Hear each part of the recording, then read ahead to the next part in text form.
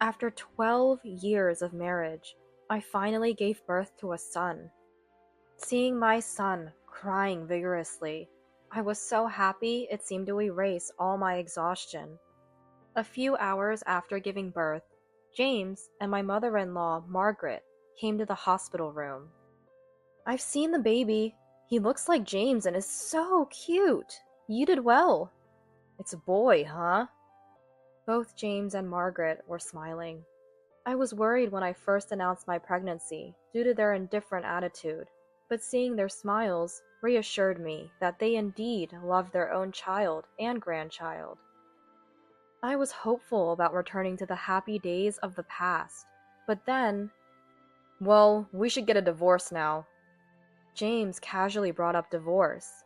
Following that, Margaret continued, "We'll take the air," speaking with an unchanged expression and a smile on her face.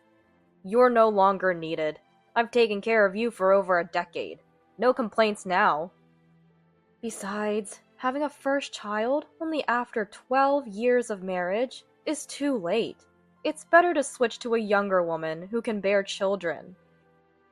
"I don't want to waste any more time with you. Let's get the divorce done quickly." "All right, then I'll dismantle the house and the company." My name is Angela. I'm a 34-year-old housewife. I started dating James in college. We had a normal relationship, so I thought he was from an ordinary family. However, after getting engaged, I learned that James's grandfather was a wealthy businessman owning several companies, including well-known large corporations. Moreover, since the company is a well-known major corporation, I had my concerns about marrying into such a prominent family. But James reassured me, "It's just that grandfather is a business owner. We're not different from any normal family." He was always kind and considerate, so I decided to marry him. After marriage, at the request of James and Margaret, we lived on the same property as his parents' house, and I became a housewife. James worked for a regular company, so our life was ordinary, but I struggled to learn manners for the occasional high-end restaurant visits during family gatherings. 3 years into our marriage, Margaret, who hadn't interfered much before, started to comment, "It's been 3 years already, and no child? My friend's daughter is pregnant. When will our family see a grandchild?" Every morning, Margaret would come to our house early and pressure me to have a child. When I discussed this with James, "Ever since Dad passed, she's been lonely at home. Don't worry too much. We'll have a child eventually." He told me to just bear with it. I regret not speaking up more to Margaret or clearly asking James to intervene. However, feeling apologetic about not being able to have children myself, I couldn't bring myself to assert strongly. Years passed, and we still had no child. During this time, Margaret's demands for a grandchild became more intense. She also began to interfere in household matters.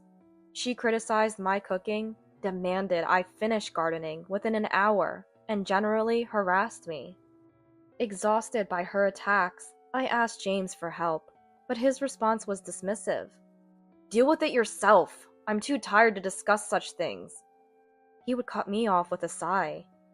At that time, James was busy establishing a subsidiary company of his grandfather Paul's business and becoming its president. He had a lot of work and social drinking, so he was often late and too tired to listen to me. Our conversations dwindled, and our marital life suffered. Still hoping that having a child would bring back our happy times, I started fertility treatments. The treatments left me physically and mentally drained, full of anxiety about whether they would work.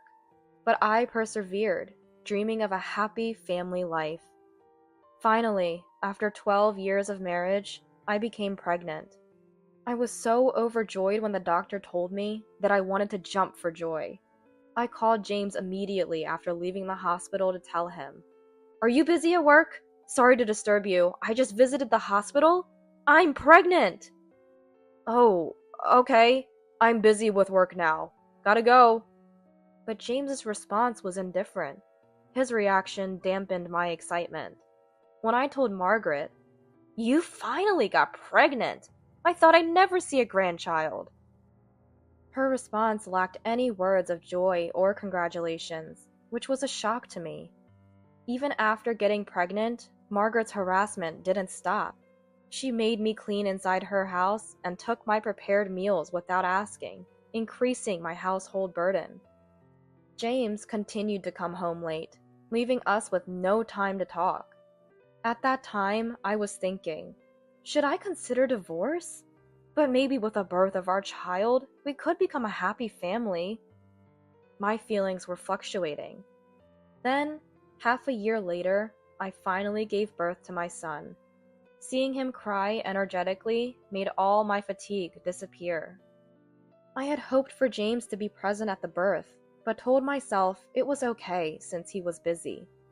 A few hours later, both James and Margaret arrived at the hospital room. I was taken aback by their sudden visit without any prior notice, but said nothing, thinking they came to rejoice at the birth. "I've seen the baby.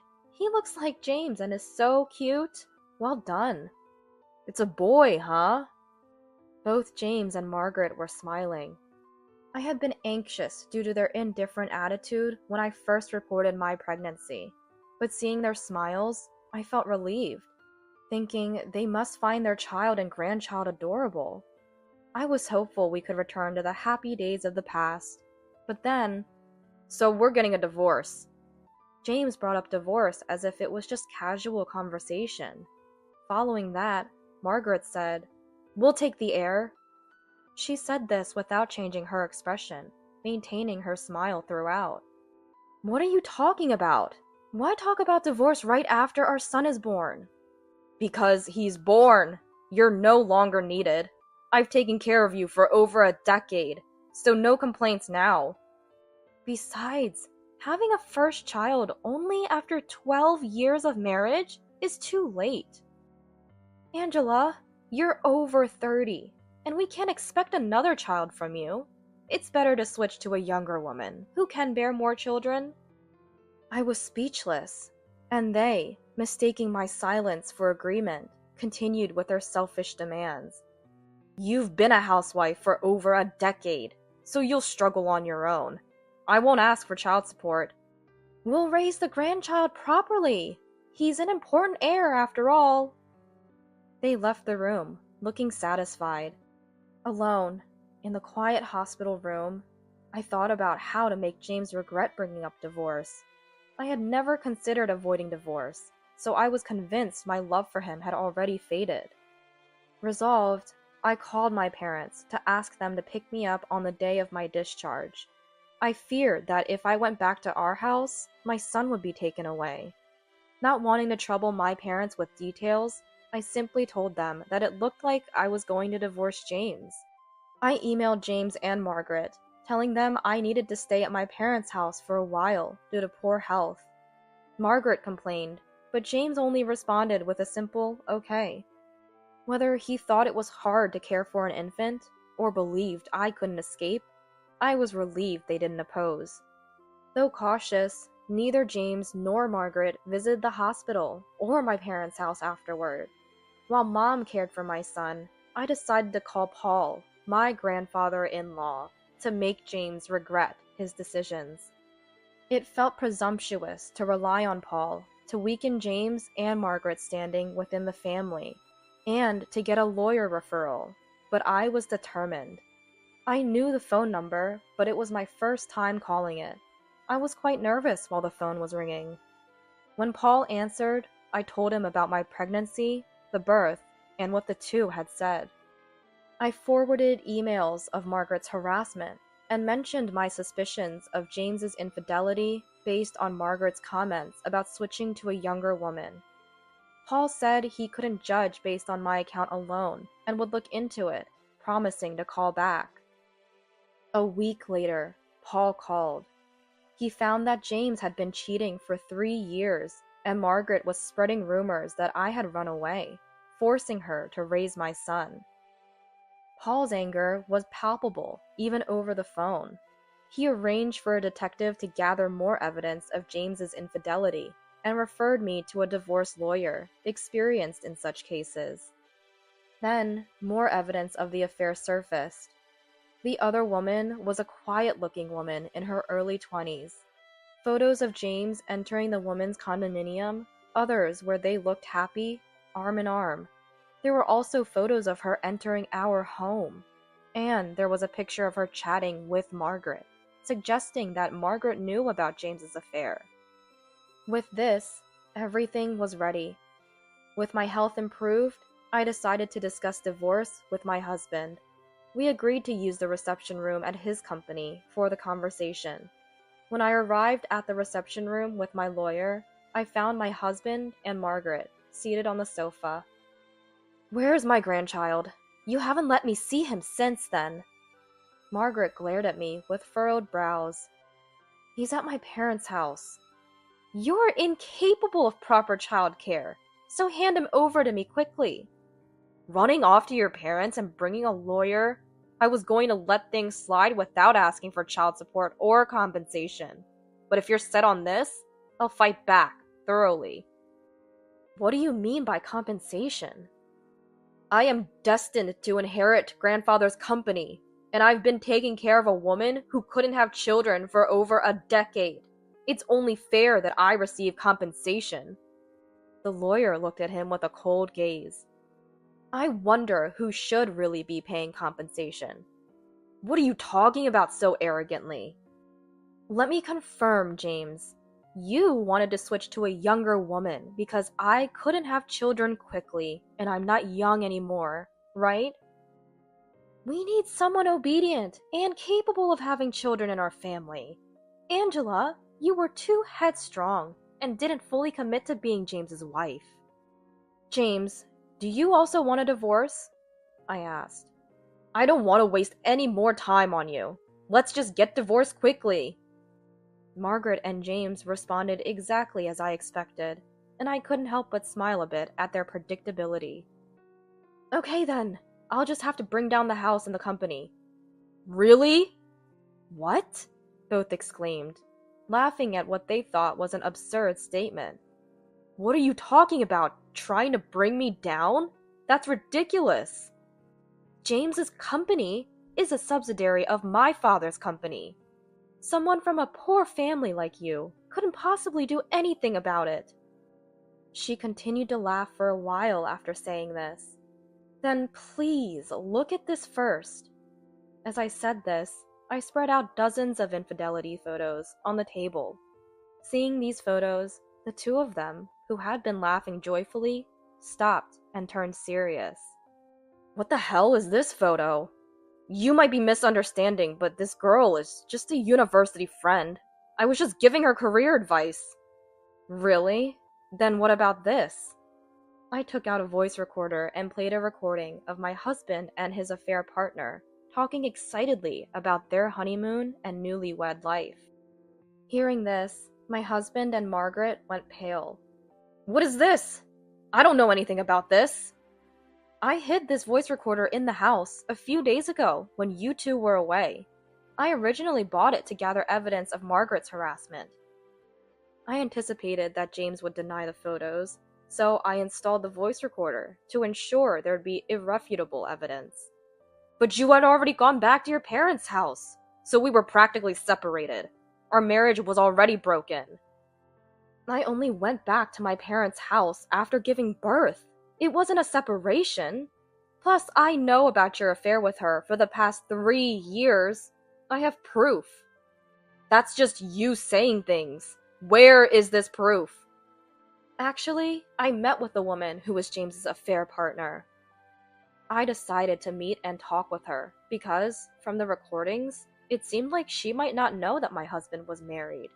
When I talked to the affair partner, it turned out she indeed didn't know that my husband was married. When I told her I was James's wife, she was lost for words and looked like she was about to cry.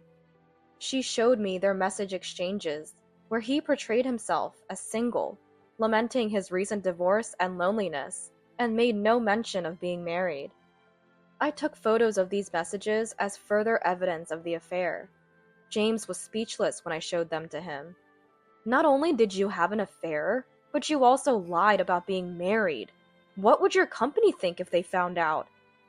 Are you trying to blackmail me? An affair won't bring down a company. I see. So you're fine with him hearing about it then? Saying this, I showed James the screen of my mobile phone. It was on a call, and the person on the other end was Paul. Your grandfather couldn't come in person, but was concerned about me. So he's been listening in. He's been helping me gather evidence of your affair. Hearing this, James immediately began to apologize profusely. I'm so sorry. This was just a minor marital issue. As he started to make excuses, Paul's angry voice came through the phone. A man who can't even protect the woman he promised to take care of has no business running a company. I'll inform you of your fate later. With that, Paul ended the call to attend to business. He was frozen, and Margaret looked as if her soul had left her body. Now that it's clear you have no excuses, let's talk about child support and compensation. I was satisfied seeing their despair and asked the lawyer to proceed quickly. Then, let's not get divorced after all. A child needs his biological mother. Sweating and forcing a smile, James tried to stop me. Seeing his puzzled expression, I couldn't help but laugh and said, Yes, that's right. My face then broke into a natural, happy smile. Yes, a mother is necessary for a son, but a father like you isn't. Let me make it clear, from me to you, you're no longer needed, so let's get divorced. James's face fell into despair, and he collapsed to his knees. The lawyer and I ignored him and continued our discussion. The negotiations didn't conclude then, but after repeated discussions, with James hiring a lawyer as well, we agreed on a compensation amount of $100,000, exactly as I wanted. The divorce terms were in my favor because I waived the right to any property division. James had a decent income, but ever since he took over the company, he started living lavishly, buying suits and watches from top brands. When I asked about savings, he'd say, "It's time to spend," and continued his spending spree. I suspected he had little saved, and I was right.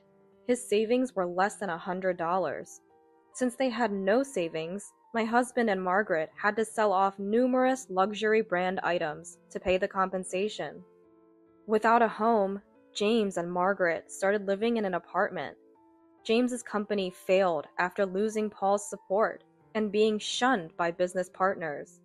The employees, left jobless, were taken care of by Paul. He managed to find a new job, but his income was less than half of what it used to be. This made their life difficult, and even Margaret, who had always been a housewife, had to start working part-time. Living together as a couple would have been manageable, but James still had child support to pay. Moreover, both of them couldn't adjust to a lower standard of living, and their debts only kept growing. Margaret tried to seek help from relatives, but no one would assist her. In fact, I heard from the relatives that they were ignoring her. It seems the voice recordings I had shared with them of Margaret were effective. It's been over a year since the divorce, but James has never tried to visit our son. Perhaps it's not that he doesn't want to, but he might be unable to afford the phone bills to arrange a visit. Either way, there has been no contact from him or Margaret, and my son and I have been living peacefully. I can't imagine co-parenting with them, so now I'm grateful that James initiated the divorce.